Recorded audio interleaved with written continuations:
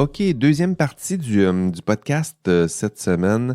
J'aimerais parler avec vous des évaluations. Donc, je sais que c'est une partie du cours qui vous intéresse, les évaluations. Donc, parlons-en. Donc, la première évaluation dont j'aimerais discuter avec vous, ce sont les forums de discussion. Donc, je le disais un peu plus tôt, les forums, là, écoutez, ça vaut 15 points.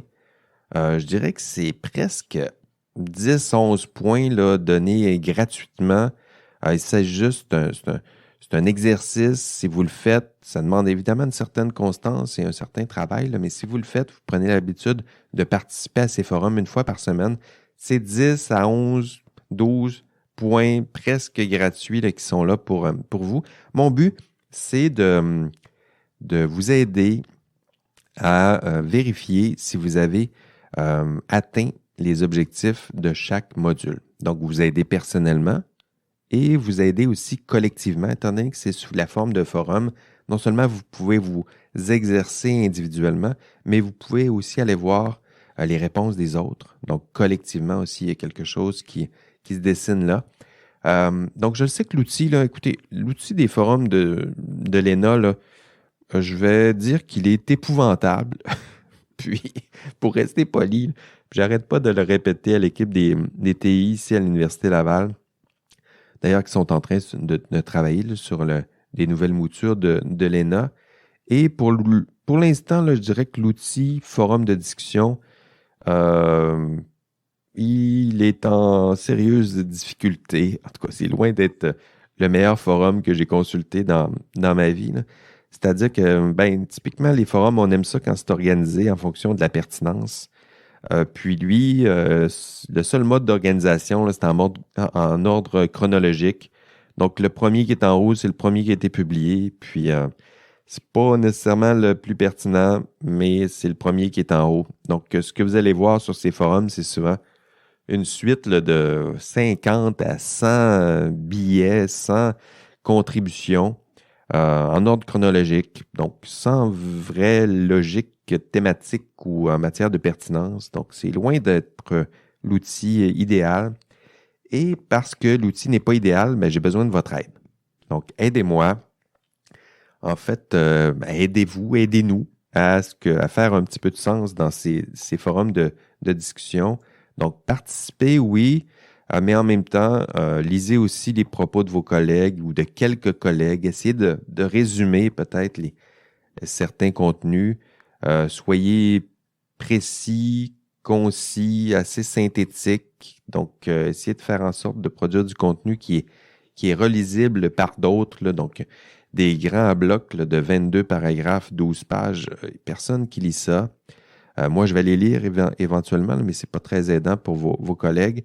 Donc, soyez concis, soyez précis. Si vous passez tard dans les forums, résumez les contenus de vos collègues. Faites des tableaux s'il le faut, des schémas, mais aidez-nous, aidez-vous à faire un peu de sens avec ce qui va se trouver sur ces forums de discussion. Donc, les forums de discussion, vous devez intervenir un minimum de 10 fois sur les forums. Donc, moi, ce que je vais faire, c'est que je vais prendre vos 10 meilleures contributions, puis je vais vous donner une note avec tout ça. Donc, moi, je lis tout. C'est long. Faites le calcul, là, 160 étudiants, 10 contributions minimum, ça fait pas mal à lire et à corriger. Mais je le fais et je vais publier pour vous une note provisoire autour de la mi-session pour vous donner une idée là, de votre progression dans cette évaluation.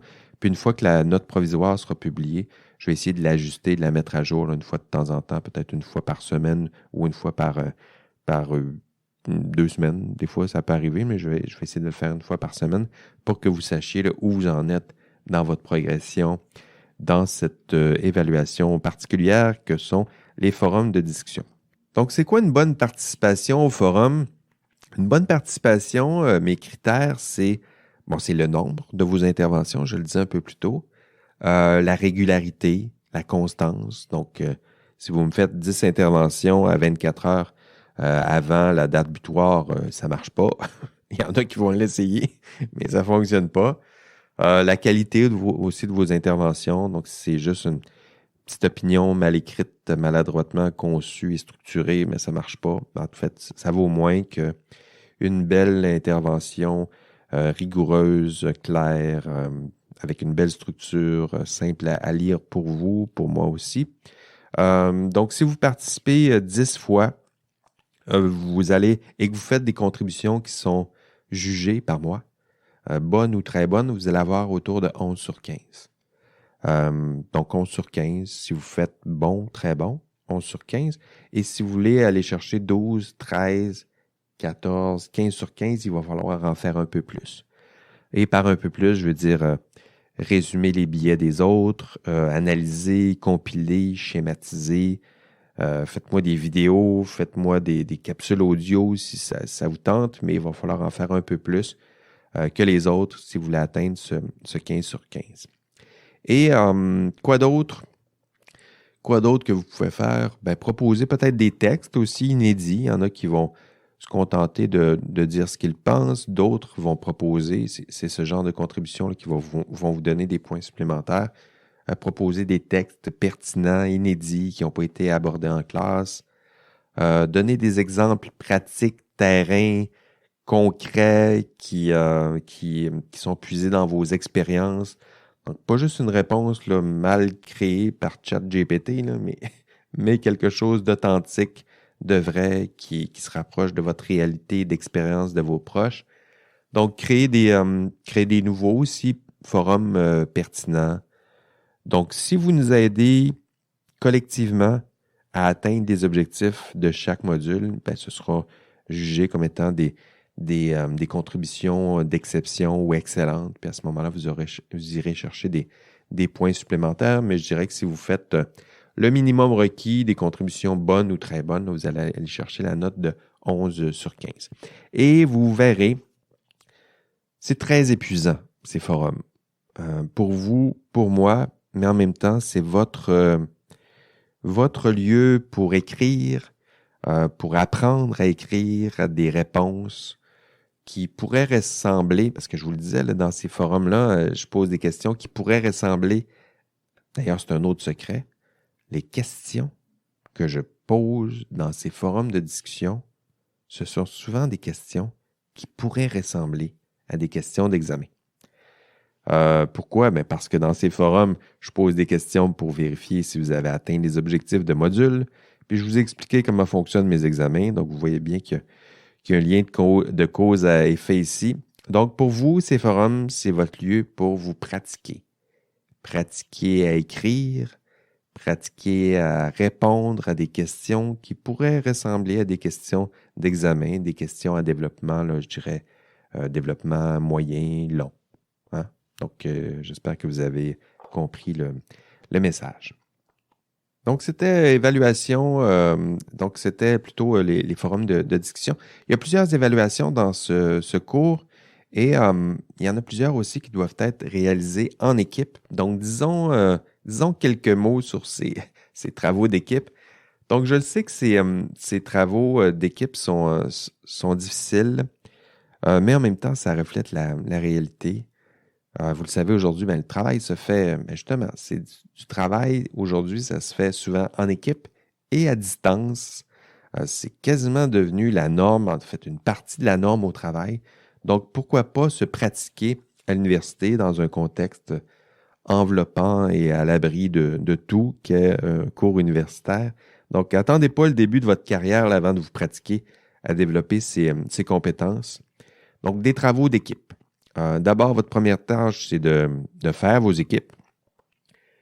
Donc, vous avez jusqu'au 22 janvier, donc ça s'en vient à 23h59 pour former vos équipes de travail. Donc, formez vos équipes avec ceux que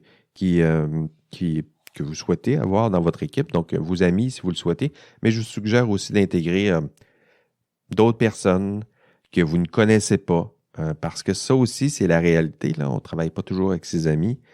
Puis vous devez ça aussi vous exercer à travailler, à intégrer d'autres personnes dans vos équipes de travail qui ne font pas partie peut-être de votre cercle naturel d'amis ou de collègues. Donc, puis pour ceux qui auront de la difficulté à se trouver une équipe, là, faites-vous-en pas. Là. Donc, rassurez-vous, là, je vais vous ajouter à des équipes déjà constituées. Donc, les équipes, c'est entre 5 et 6 collègues par équipe. Puis, il y en a plusieurs qui vont être à 4 collègues ou 5. Puis, je vais vous ajouter dans ces équipes-là. Sinon, carrément, je vais vous constituer une équipe pour vous. Donc, les équipes, votre première tâche pour vous, vous constituez une équipe. Les TP maintenant, donc vous avez 2 TP.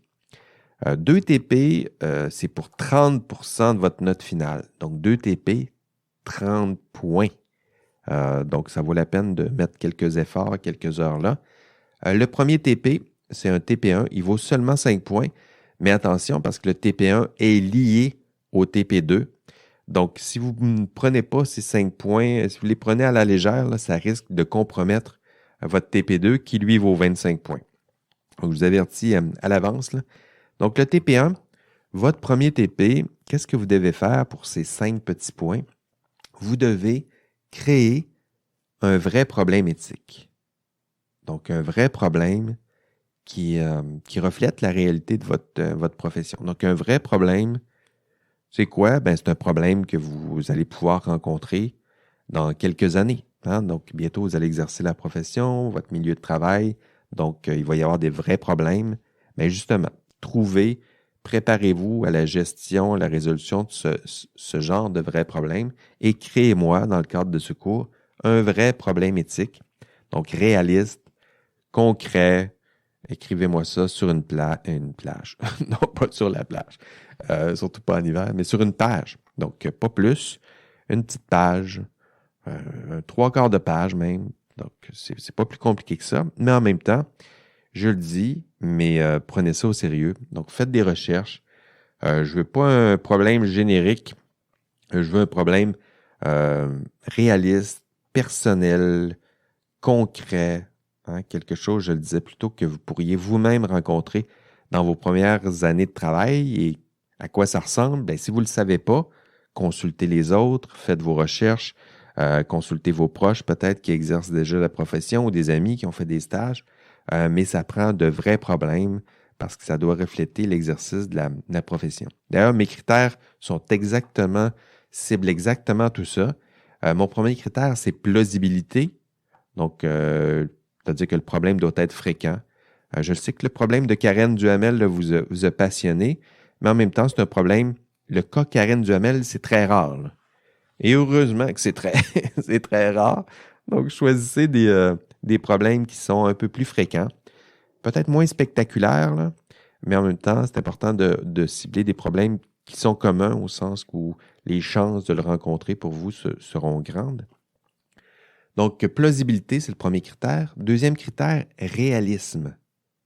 Donc, le problème doit refléter la réalité d'exercice de la profession. Donc, choisissez des vrais employeurs, un vrai contexte avec plein de détails là, qui ajoutent du réalisme à tout ça. Donc, mentionnez des vraies compagnies, une vraie ville, des vrais outils et détails techniques là, pour vraiment là, qu'on s'y sente dans votre problème comme si c'était la réalité. Donc, tes 2 premiers critères, plausible et réaliste. Donc, pas un problème passionnant, mais en même temps là, qui est trop proche de la science-fiction. Donc, je veux pas un problème qui ressemble à de la science-fiction ou un bon épisode de Black Mirror. Donc, ce que je veux, là, c'est un vrai problème réaliste, plausible, concret, fréquent.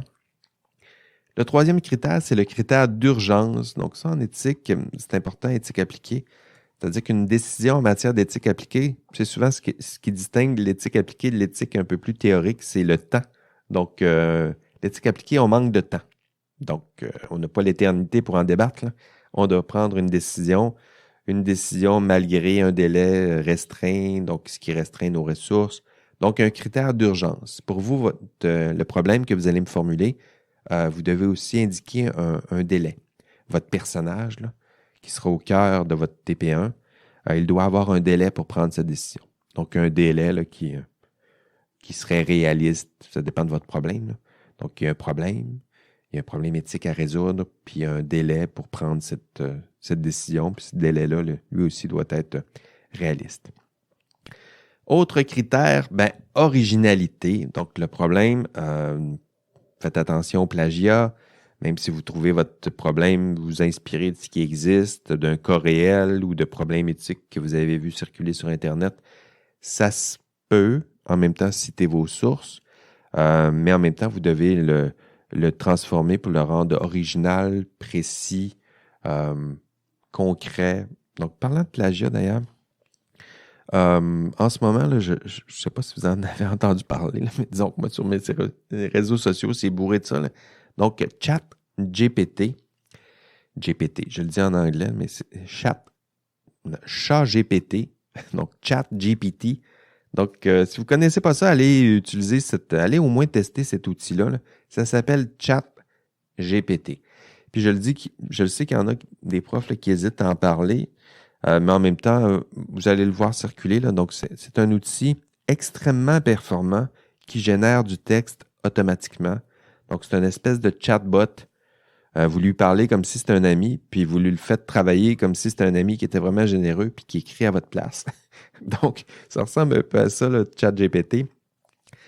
Donc, ma politique en matière de ChatGPT, c'est que pour l'instant, et ça se peut que ça change, là, mais je dirais que je ne suis pas ici pour vous apprendre à écrire, là. Donc, si pour vous, l'écriture, ça vous freine, utilisez ChatGPT pour vous aider à l'écriture comme outil d'aide à l'écriture. Pour l'instant, moi, je n'ai pas de problème avec ça. C'est-à-dire que ça se peut que ça vous libère de cette tâche-là. Il y en a plusieurs, là, je le sais, en sciences et génie, qui ont peur de la page blanche ou qui maîtrisent moins bien cet outil qu'est la langue française. Donc, ChatGPT, ça pourrait être un outil pour vous qui va vous aider à produire vos premiers brouillons.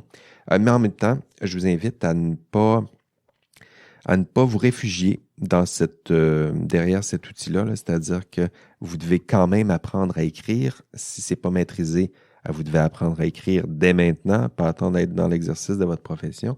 Donc, vous pouvez utiliser ChatGPT, mais l'important, c'est qu'une fois que vous l'utilisez, que vous le transformiez, que vous appropriez le texte, que vous le révisiez. ChatGPT, des fois, il dit des niaiseries. C'est important de réviser parce qu'il peut aussi raconter des menteries. Donc, allez relire, allez enrichir, allez documenter, ajouter des faits, rendez-le plus personnel, plus concret. Donc, c'est comme ça que je le vois, l'utilisation.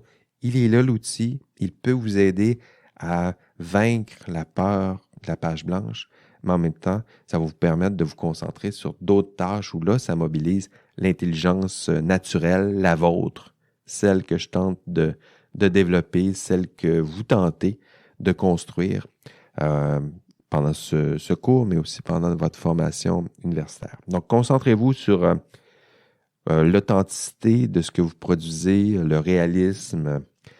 Si vous l'utilisez dans la conception de votre problème, ça se peut, mais en même temps, assurez-vous que vous fassiez les efforts nécessaires pour vous approprier le texte et le transformer pour y donner un peu d'originalité et de valeur, de rigueur. Donc, originalité, attention au plagiat, attention aux outils que vous utilisez.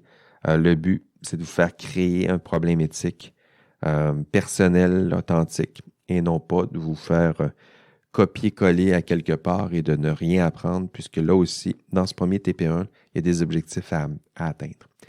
Dernier critère, donc originalité, je disais. Le dernier critère, c'est le critère d'équilibre. Qu'est-ce que je veux dire par ce critère? C'est-à-dire que votre TP1, ça doit être un dilemme éthique, hein, un vrai dilemme, pas un cas technique. La plupart du temps, là, des problèmes techniques, tout ce qui reste à faire, c'est de résoudre le problème. Ici, c'est un vrai problème éthique, c'est-à-dire que ce qu'on doit ressentir en lisant votre problème, c'est une vraie tension entre deux biens. Hein? C'est-à-dire, s'il est bien formulé, vous prenez la décision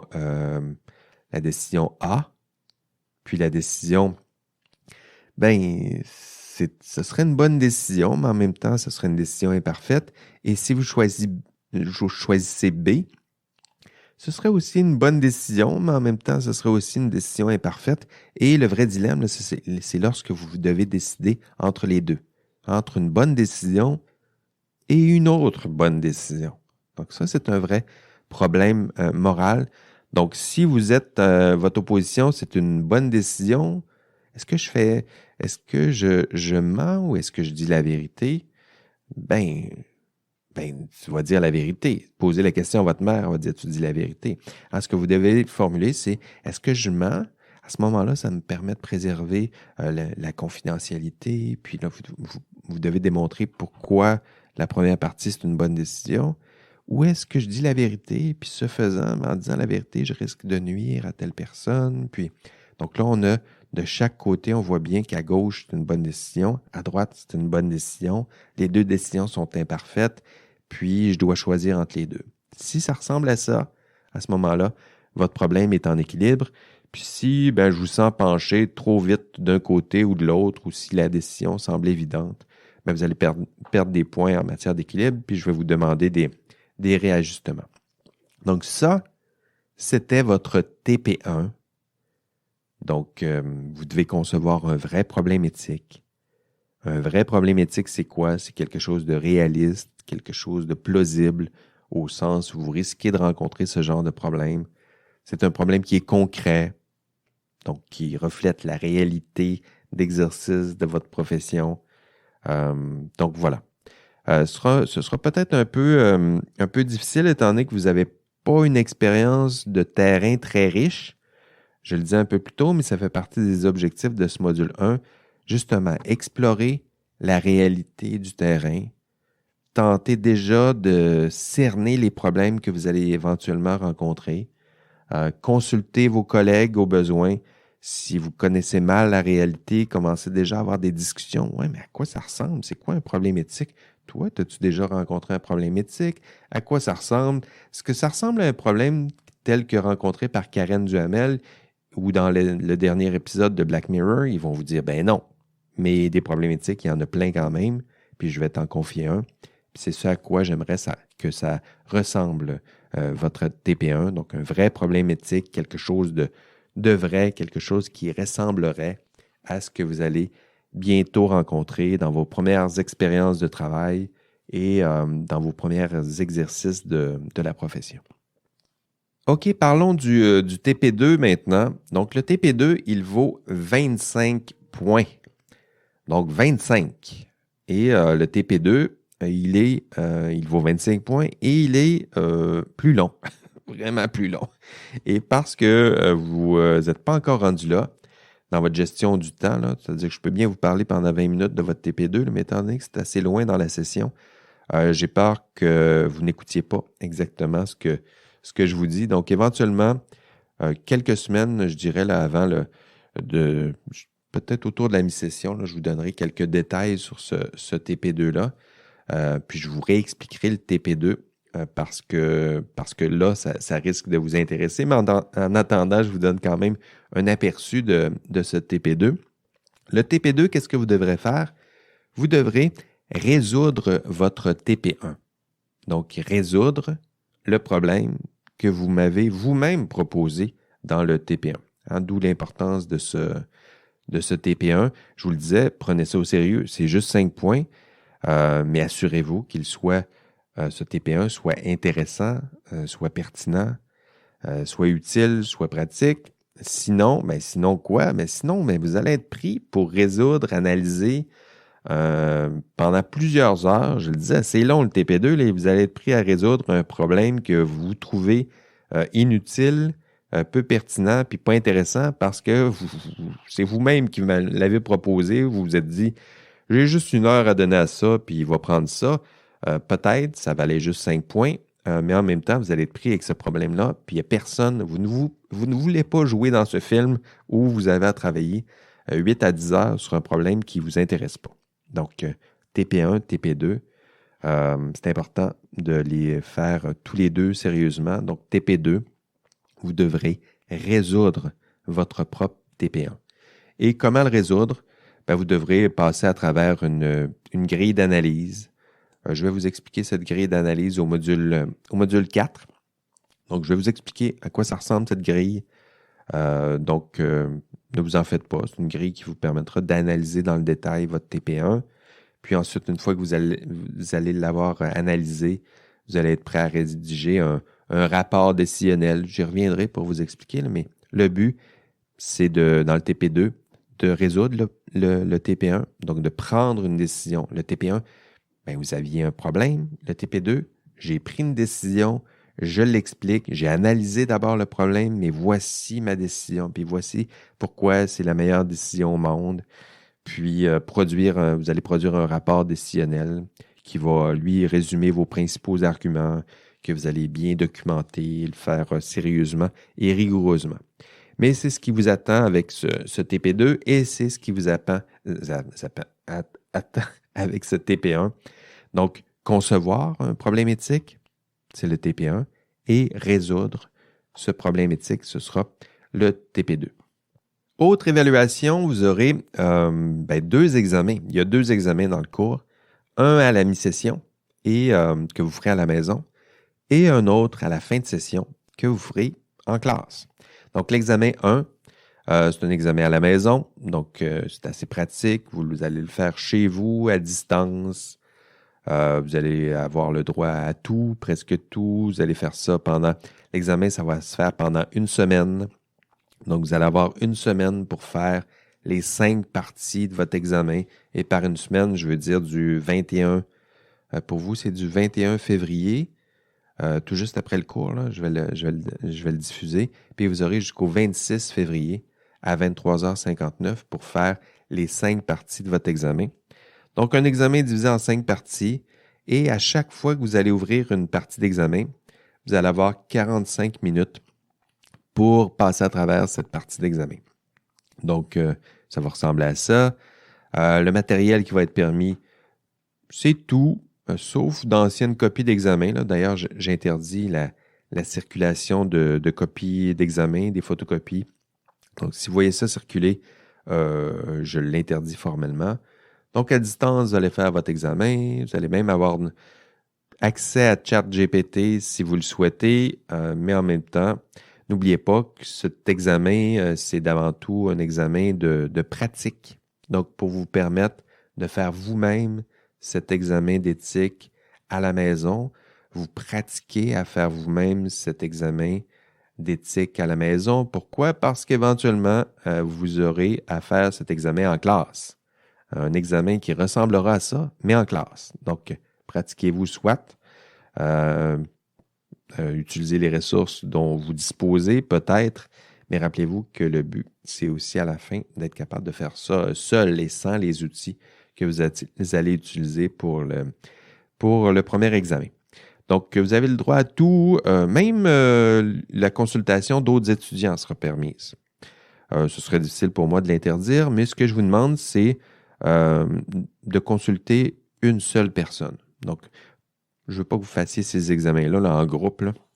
Donc, choisissez-vous un collègue, une collègue peut-être, puis faites votre examen en même temps, peut-être à distance en même temps, puis vous pourrez discuter de certaines réponses. Le but, c'est de vous faire déjà commencer à dialoguer avec un autre étudiant ou une autre étudiante du contenu pour vous faire apprendre au moment où vous devez produire là, rapidement des réponses. Là, ça c'est telle chose, il y en a parlé à tel endroit.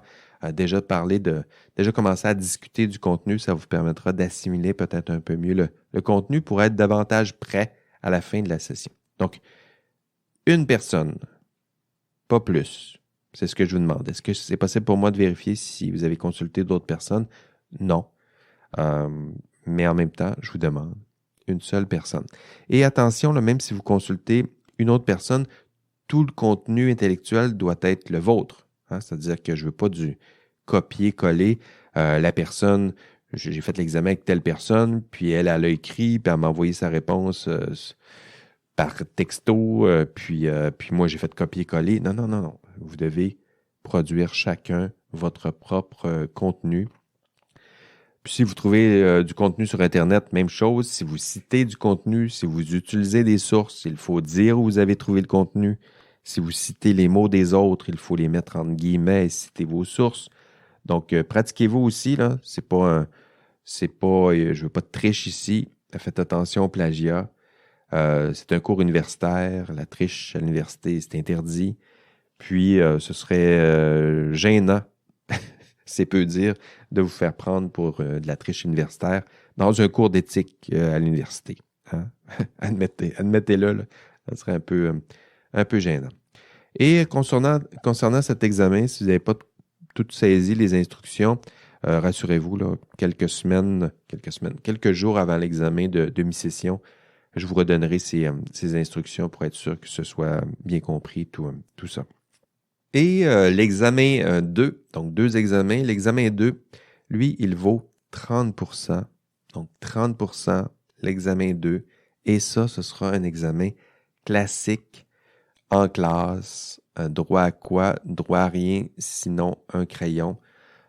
Pourquoi? Ben, c'est parce que c'est un cours où des étudiants, là, écoutez, il y a des étudiants que je ne verrai jamais en classe, là. Donc, je ne sais pas si c'est eux qui font les travaux, je ne sais pas si c'est eux qui complètent les questionnaires. Puis, il faut être sûr que ces étudiants-là, l'étudiant qui est inscrit à mon cours, puis que je suis capable de valider l'identité avec sa carte étudiante ou une autre carte, là, je veux m'assurer que cet étudiant-là est capable de répondre minimalement aux objectifs du cours, puis ça se vérifie en classe. D'où l'importance de cet examen-là en classe. Il vaut 30%. Si vous avez tout fait, là, inquiétez-vous pas, même si c'est un examen qui vaut beaucoup de points, vous n'aurez pas de la difficulté à atteindre ces objectifs-là. Mais si la personne n'a rien fait, puis a fait tout faire par quelqu'un d'autre, en se pointant en classe, il risque d'échouer ce cours parce que l'examen en classe est un examen à double seuil, c'est-à-dire que si vous échouez à cet examen, vous échouez le cours.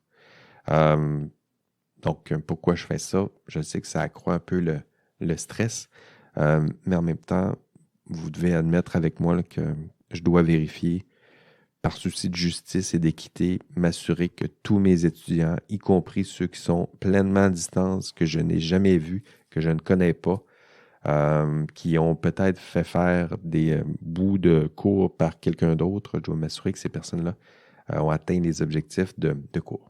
Donc, un examen en classe, l'examen pour vous, il est prévu, attendez, je regarde, c'est le 11 avril de 18h30 à 21h. C'est un examen de 2 heures. Donc, si vous voyez dans la plage horaire, là, il y a 30 minutes de jeu, là, donc de buffer zone, de tampon. Là. Le but, c'est justement de m'assurer qu'en classe, vous ayez 2 heures pleines pour répondre à votre examen. Puis des fois, là, il y a des instructions, il y a des pauses, il y a des questions qui sont posées en classe. Donc, 2 heures. Vous aurez 2 heures comptées, chronométrées, et ça se passera le 11 avril entre 18h30 et 21h. Le matériel permis, rien. Sinon, un crayon.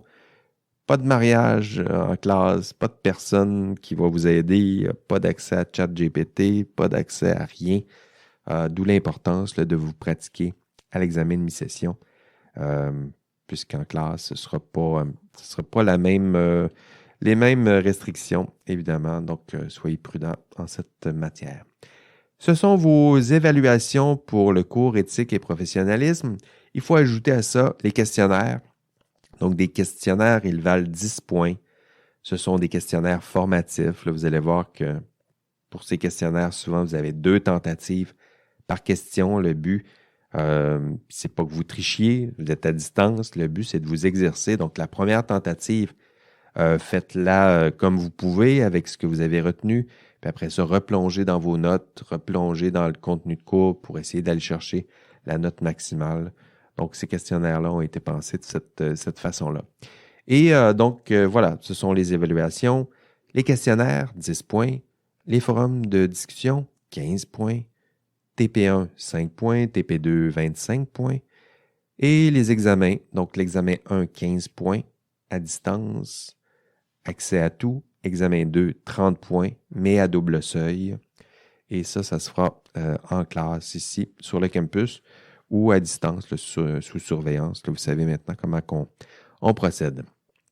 Et à ces 100 points, ajoutons un 5 points bonus pour mon système de trophées, badges et récompenses là, pour celles et ceux qui seront les plus engagés dans ce cours. J'ai déjà expliqué tout ça au cours numéro 1. C'est tout pour cette semaine. Donc, bravo pour votre écoute des podcasts. Je le sais, vous avez réussi à écouter ce second podcast. Et plusieurs d'entre vous m'ont déjà fourni les preuves de leur écoute des podcasts. Bravo encore. Je vois aussi les statistiques de téléchargement. Donc, c'est beau avoir tout ça, là. Certains visionnent aussi les podcasts sur YouTube. Je dis visionne, mais il n'y a pas vraiment de visuel, mais il y a quand même des sous-titres auxquels vous avez accès là, quand vous écoutez le podcast sur YouTube. Donc, si pour vous le français, c'est plus compliqué, ou si vous avez de la difficulté à m'entendre parler un peu vite, les sous-titres, ça peut être très aidant.